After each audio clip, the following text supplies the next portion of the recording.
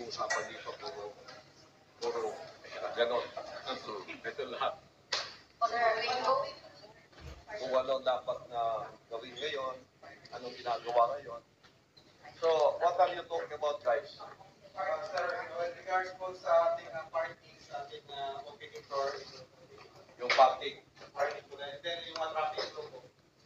Sa in and out ng mga vehicles from north to south, so meron po tayong mga provided po ng mga tinatawag po natin rubber cone sa main highway para at least po, isang lane na po yung dadaanan natin, pipila lang po tayo papasok dito sa loob. Then, exit na isa lang. Isa lang po, para hindi na tayo naka-obstruction dito sa mga highway. So yan lang po. Pastor, sa liwasan yan? Dito yan, dito. Ito. Akala ko yung ano. Yung opening. Open. Kasi maraming sasakyan yan eh. So, kailangan mahusay yung traffic. Akala po namin, Pastor, malaki